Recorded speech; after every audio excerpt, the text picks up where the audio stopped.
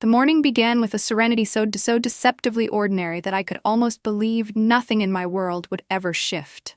Sunlight pooled across the drafting table in my design studio, catching in the silver of my pencil sharpener and warming the edges of the sketches I had been refining for a client's coastal home.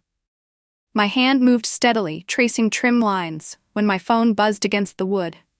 The number was unfamiliar. For a second, I considered letting it pass into voicemail, but instinct whispered otherwise.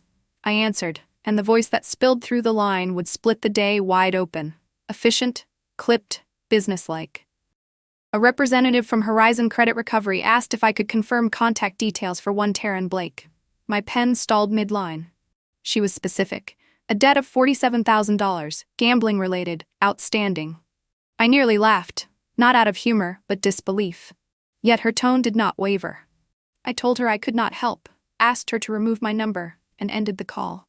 The silence that returned was heavier than the drone of the air conditioner. My pencil still rested against the paper, leaving a jagged line where my hand had trembled. Taran, my son Cole's fiancée. I had known her for 2 years, and though I had never truly warmed to her sharp-edged charm, I had accepted her. Cole adored her, and for that reason alone, I had trained myself not to probe too deeply. Yet this was not the sort of rumor you could dismiss. I poured a glass of water in the kitchen, but the number, 47,000, circled my thoughts like a curse. Somewhere at home lay the contracts for Cole's wedding. Nearly $96,000 in commitments, all signed in my name. All meant as a gift, a gesture of love. And now a debt collector's voice had intruded, suggesting all of it was sitting atop something hollow. By the time I reached my car, I already knew I would not return to work that afternoon. The heat pressed down as I crossed the parking lot, more punishing than usual, as though the day itself understood what had been set in motion. My drive home blurred into fragments. Red lights I barely noticed, familiar streets stripped of comfort. I thought of little gestures I had once ignored, Taran angling her phone away during dinner, stiffening at talk of final vendor payments, coaxing me once to co-sign a loan under the guise of building credit. The house was cool when I stepped inside, but my pulse remained sharp. I went directly to the dining cabinet, tugging out the thick binder of contracts I had stored away. Page after page, neat tabs labeled venue, catering, florals. I turned until I found the loose receipts she had given me. My fingers sifted through them, and then, bank statements. Cole's name, Taran's name, a joint account. My eyes scanned the lines. Bet Now, Spin King, Golden Reel Casino. Dozens of charges, not one or two. My stomach sank as I followed the transfers, Cole's income shifting from his account into this shared one, then draining almost instantly into gambling. I pushed back from the table, the statements limp in my hands. No longer rumor. Evidence. Cold, undeniable. I slid the papers back into the binder, closed it carefully as though precision could contain the chaos unraveling in my chest. A mother is supposed to trust her child's choices, to bless what brings them happiness. Yet the ink before me whispered of betrayal, of a bond built not on love but on exploitation. That evening, the grandfather clock chimed 5, and I knew I could not hold silence much longer. I needed to hear my son's voice, to gauge whether he had even an inkling of what was happening beneath his own roof. When Cole came by the next morning for coffee, I tried to broach it gently, reminding him of how debt could sink even the strongest marriage. He brushed it aside with an easy smile, reassured me they were fine, kissed my cheek, and walked out the door as if nothing lingered. But later that night, a text arrived from him. 8 words that cut deeper than I anticipated. He would rather lose his mother than lose his wife. I stared at the glow of the message, my hands numb, my breath tight. It was familiar, that sting, the echo of being displaced, of not being chosen.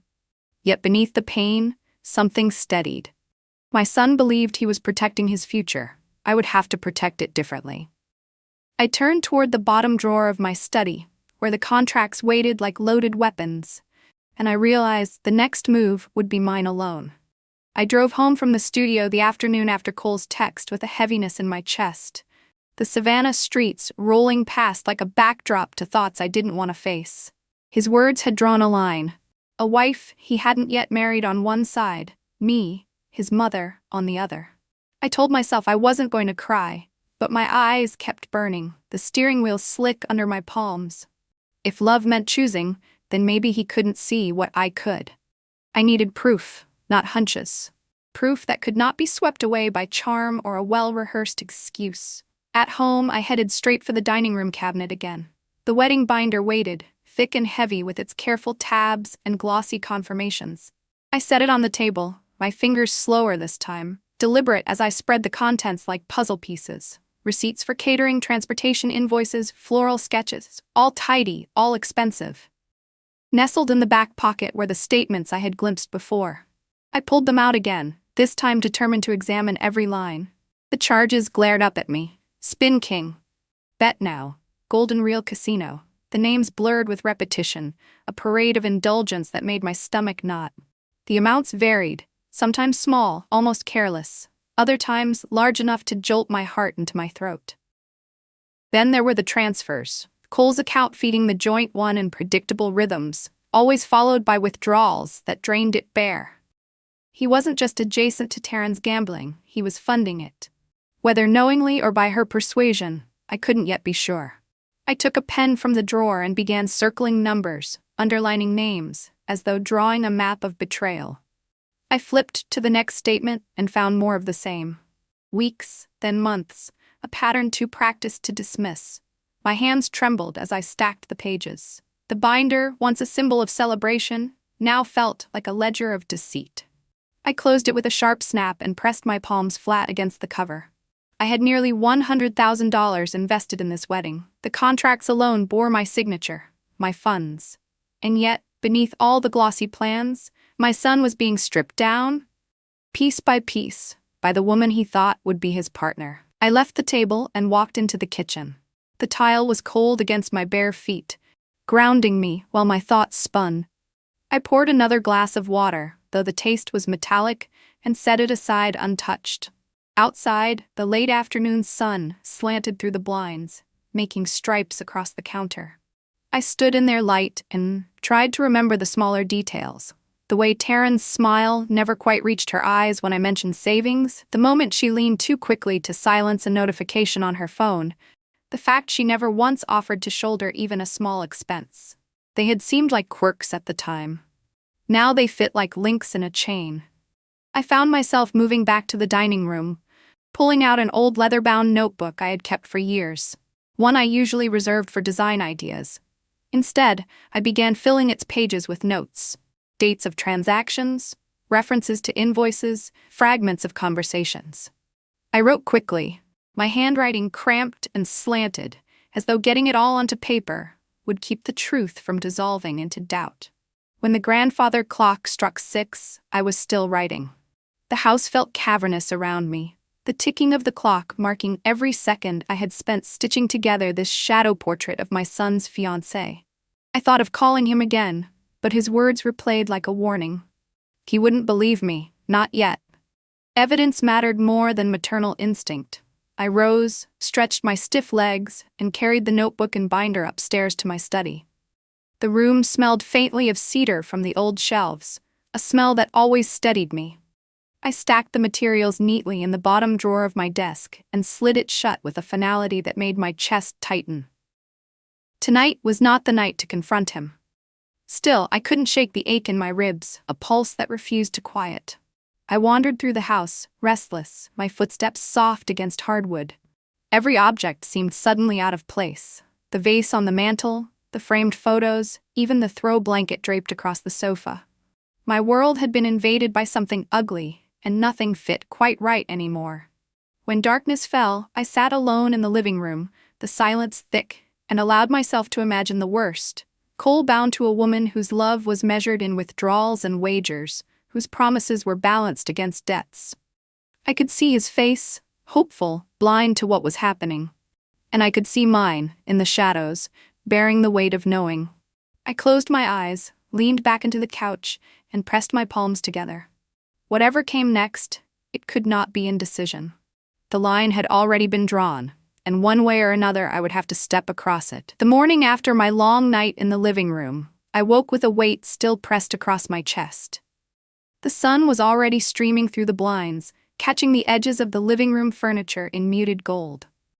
For a fleeting second, I tried to pretend it was just another day, that the call from Horizon Credit Recovery had been some elaborate mistake, that the pages in my drawer didn't exist.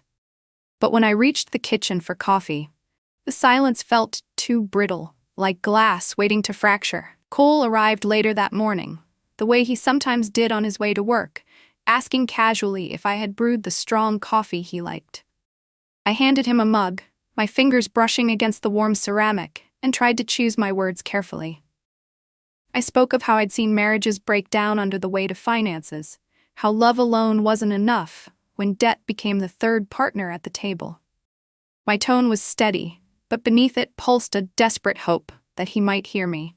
He smiled lightly, too lightly, and brushed it off. He told me everything was under control, that I didn't need to worry.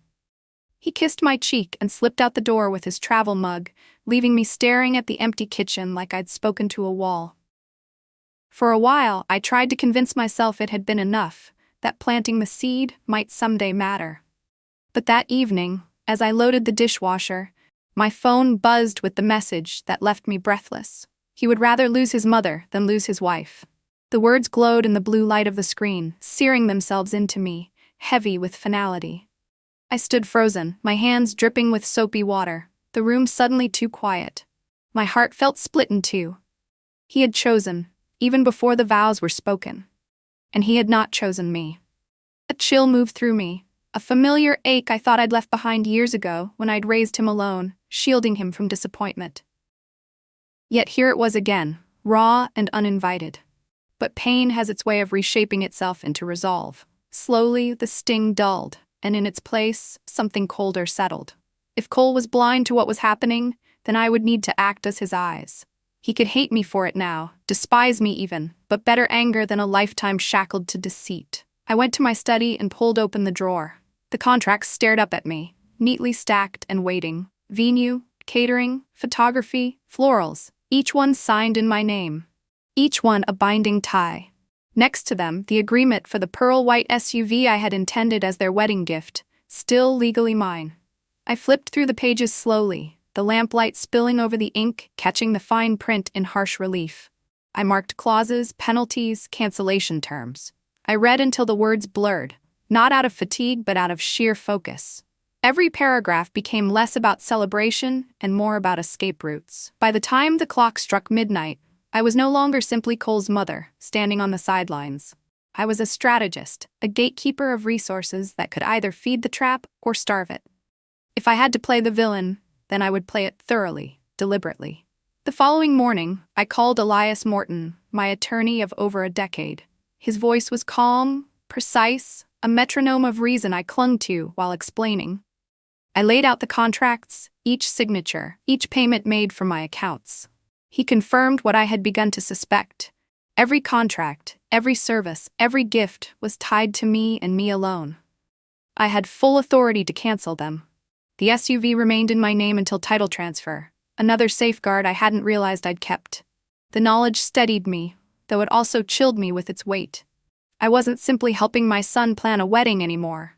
I was holding the keys to dismantling it. Elias warned me of penalties, fees I'd incur, but his voice grew distant as my mind sharpened around the truth. Money wasn't the point anymore.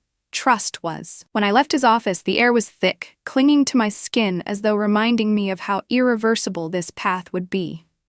I drove home without music, my thoughts loud enough to fill the silence. Once inside, I spread the contracts across the dining table, dividing them into stacks like battle plans. Penalties circled in red ink, dates written in blue, contacts carefully copied into my notebook. The SUV file sat apart, an anchor I would deal with later. By the time the clock chimed 8 that evening, my dining room looked less like a home and more like a command center. Every decision lined in ink, every option weighed. The pen I'd been using gave out, its last stroke uneven, and I realized just how far I had already gone. I leaned back, my fingers ink-stained, and stared at the table. The next step was clear. Within 48 hours, I could undo what I had been building for a year. Undo the wedding, undo the illusion, undo the trap my son was about to step into. And so the choice stood before me. Risk his resentment or risk his ruin. The following morning, I woke before dawn, the house hushed except for the ticking of the grandfather clock downstairs. Sleep had been shallow, interrupted by looping thoughts and half-dreams of casinos flashing neon in the dark. I padded down to the kitchen, brewed coffee, and sat at the dining table, staring at the stacks of contracts I had left arranged the night before. Their edges glowed faintly in the early light, neat rows of obligations that now felt less like gifts and more like traps I had laid myself. By 7, I had decided I could not leave them lingering. I began making calls. The venue coordinator answered first, cheerful, until she realized the purpose of my call. Her voice dipped into disappointment as she reminded me of the non-refundable deposit and exclusivity of the date. I listened, nodded into the silence, then gave her my email for formal cancellation. I hung up before her persuasion could press deeper. The catering manager followed, audibly exasperated, rattling off costs already incurred. I wrote them down, thanked him calmly, and marked the penalties in my notebook. Florals came after lunch, softer in tone but no less resistant, pleading gently for me to reconsider. I pictured boxes of blooms already cut and waiting, but I kept my voice even and firm.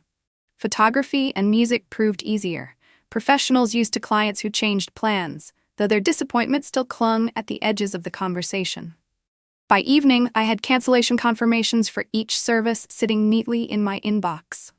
A growing folder on my desktop labeled cancellations became both my shield and my proof. The SUV was more difficult. I drove to the dealership in person, folder in hand, the air outside heavy enough to cling.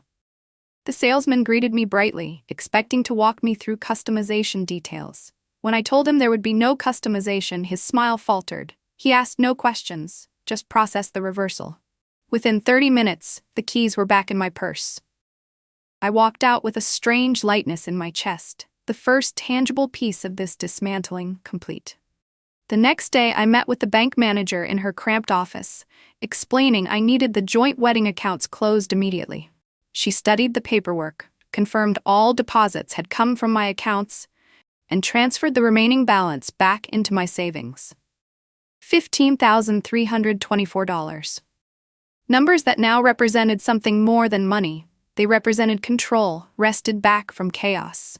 Each receipt, each closure confirmation went into a physical binder I organized by date. It gave me a sense of order, a weapon I knew I would need when the storm broke. By the end of 2 days, I had dismantled a year's worth of preparation. The contracts were canceled, the SUV reclaimed, the accounts closed. I had paid just under $8,000 in penalties, but it felt like the price of freedom, not loss. Sitting in my dining room, staring at the tidy stack of evidence, I realized how swiftly it could all unravel. 48 hours had undone 12 months of planning, and yet there was no relief, only the steady drum of anticipation. I knew confrontation was coming. Cole would notice, Taran would rage, and the community around us would whisper. I tried to steady myself with small routines. I worked in the garden, trimmed the roses, wiped down the counters with deliberate care. But everything hummed with tension, as though the air itself was waiting to crack. That Saturday morning, the pounding began on my front door. Sharp, insistent, furious. My stomach tightened before I even reached the hallway.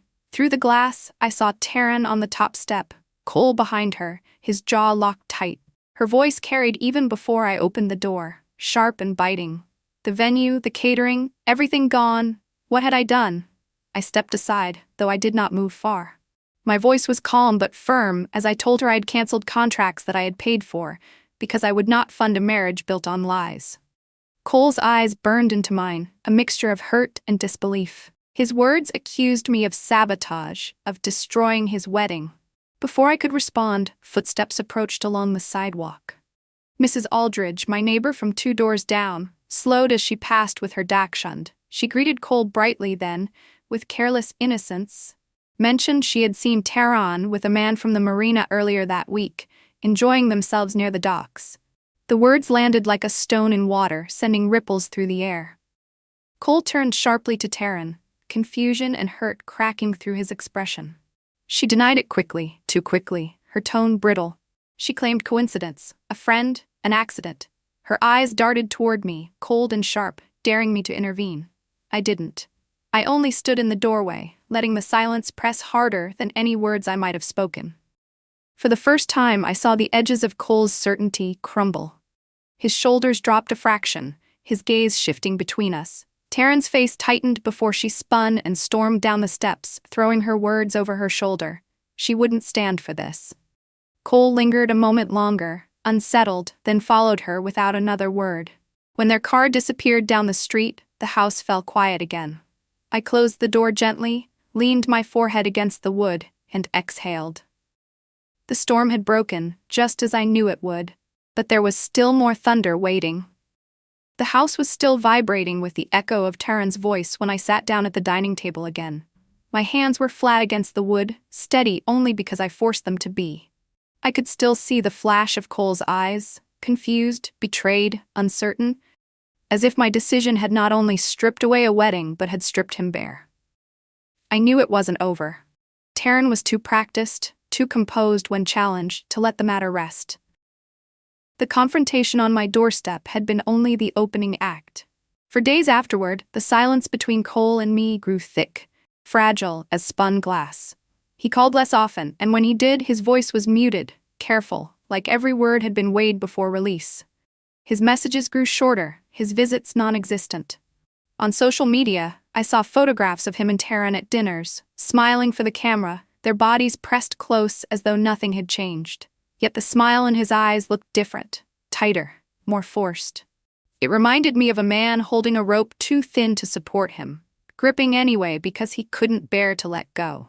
The neighborhood seemed to sense the shift too. When I walked down the street, I caught the quick glances of people who had heard fragments of the story. Weddings were public business in Savannah, and when one unraveled, everyone seemed to lean in. At the grocery store, two women I had known for years lowered their voices mid-aisle, their eyes following me until I turned the corner. Their whispers scraped against my skin. I reminded myself that gossip only thrived when starved of truth. But that didn't soften the sting. It was late Thursday when the phone rang again, another unfamiliar number. I almost let it go to voicemail until the voice identified itself. Taran Blake, Taran's cousin. Her pause before continuing was deliberate, giving me room to brace for what was coming. She told me this wasn't the first time Taran had walked this path. She spoke of Derek Lawson, a fiancé in Jacksonville whose savings had been drained, whose car had been bought and lost, whose dreams of a wedding had dissolved overnight. The details tumbled out with quiet urgency, as if Rowena had been waiting years to unburden herself. I scribbled notes as she spoke, the names and places filling my leather-bound notebook. I asked her why now, why she was calling me. Her answer was soft, almost ashamed, because she had seen this pattern before, because she couldn't stand by while someone else's life was carved hollow. She confessed she had overheard Taran boasting at a family barbecue about how she was set for life with a new man whose family had money. My son. When the call ended, I sat in the dim light of my study, the notebook open in front of me, my pen still uncapped. I traced the words I had written. Derek, Jacksonville, drained savings, letting them sink into me like anchors. The truth was no longer fragments or suspicions. It was a pattern, documented and witnessed, stretching beyond Cole. I felt the weight of it in my bones. That night, I lay awake listening to the hum of the air conditioner, wondering how far I was willing to go. I had already dismantled contracts, reclaimed gifts, closed accounts. Now I held the testimony of someone who had seen this story play out before. The question was whether Cole would hear it from me, or whether he would need to fall all the way down before he saw it himself. The weekend brought the answer. I called Cole and asked him to come for dinner, just him, no one else. He hesitated before agreeing, his voice subdued, as if the space between us had widened, and he wasn't sure he could step across. I cooked simply, roast chicken with green beans and cornbread, food that had comforted us both in quieter times.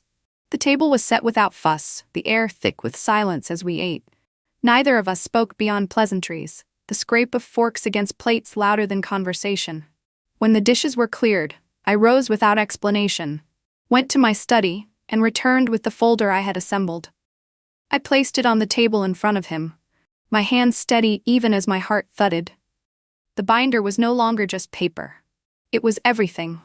the bank statements, the cancellations, the notes from Rowena, Derek's contact information. Proof in black and white, ready to pierce through denial. Cole's eyes lingered on the folder before flicking up to me. I could see in his expression a wariness, a readiness to defend her. But when he finally reached out, when his fingers brushed the cover, I knew he was opening more than a binder. He was opening the truth I had carried alone for too long. Cole opened the folder with the caution of a man who already feared what he might find.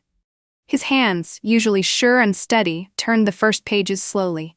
Bank statements, casino transactions, joint account transfers, all arranged in careful order. I had underlined dates, circled numbers, highlighted patterns, and for a while the only sound in the room was the faint rustle of paper.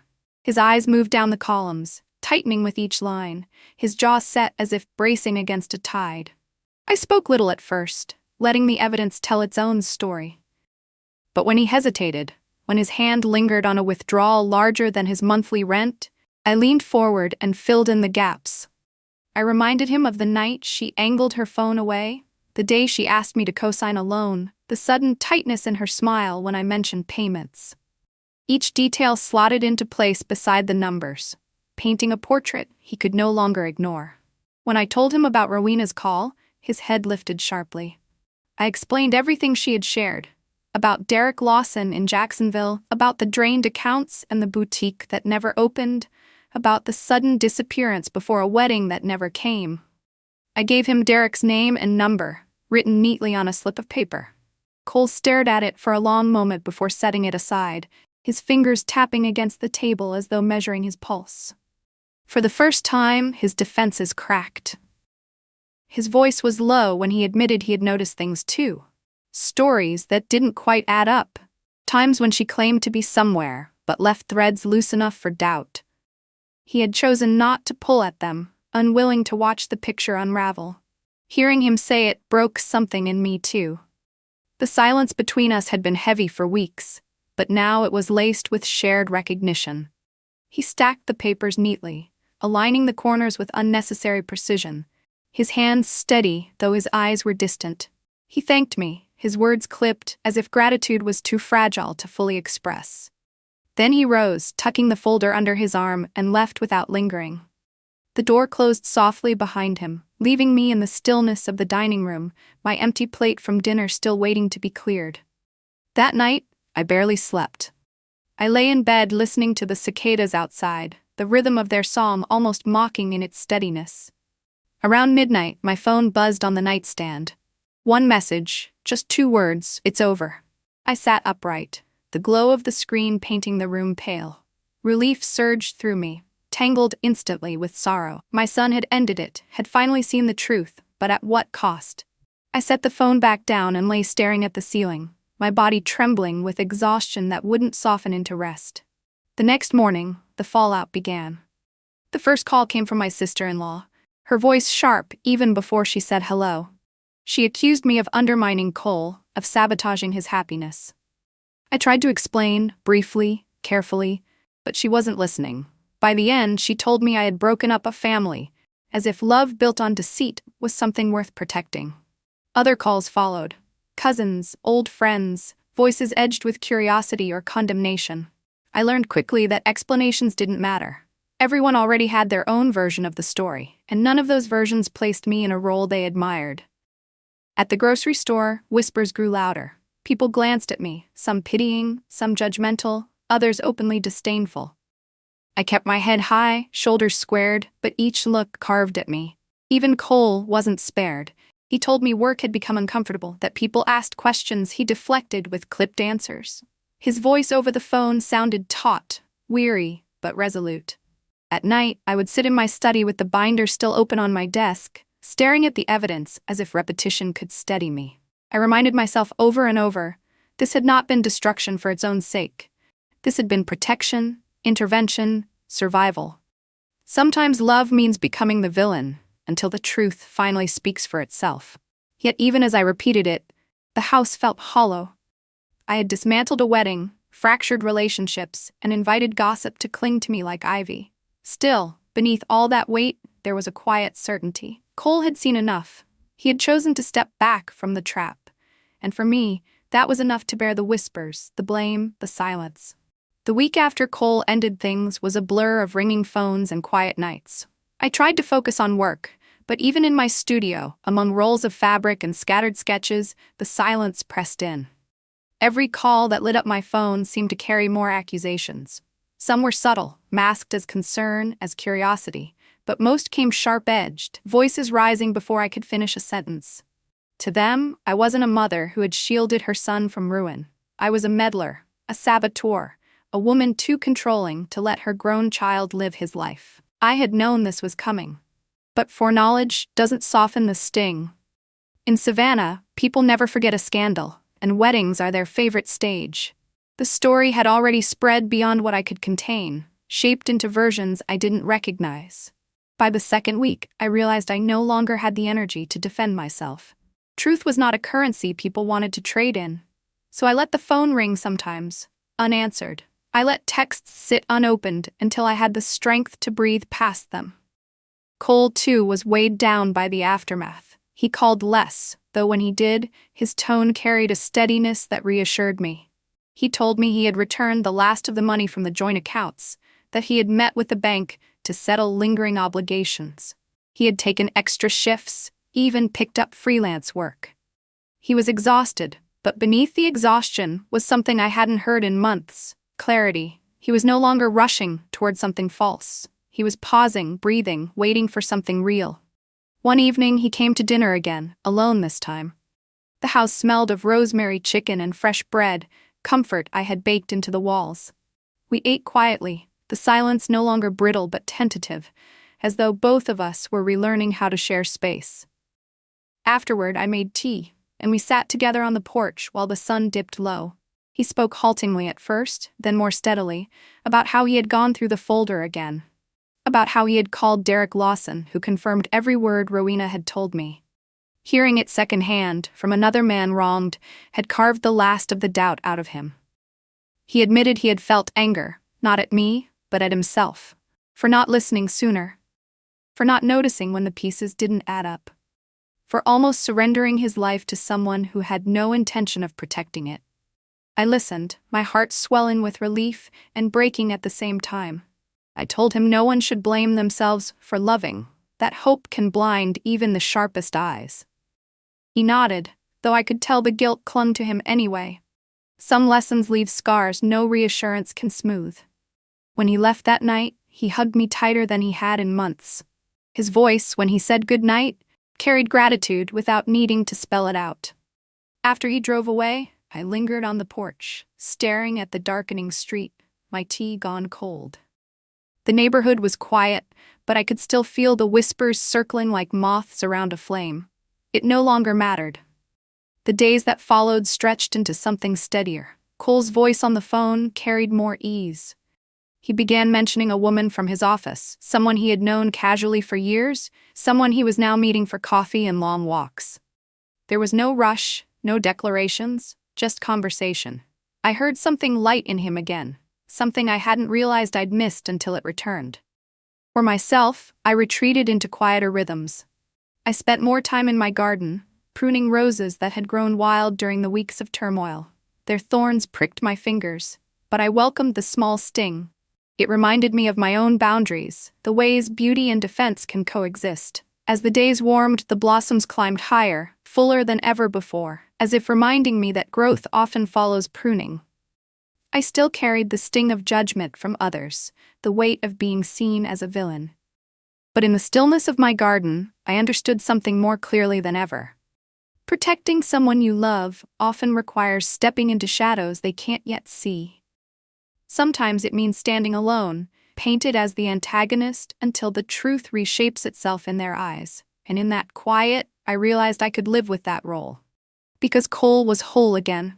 By summer, the sharp edges of everything that had unraveled began to soften. The wedding contracts were long behind me. The SUV sat once again in my driveway, and the whispers that had followed me in the grocery aisles had dulled into background noise. People eventually move on to fresher gossip, though now and then I still caught a lingering look, a half smile that told me they hadn't forgotten. I learned to hold my chin higher, not in defiance, but in quiet refusal to be diminished by their assumptions.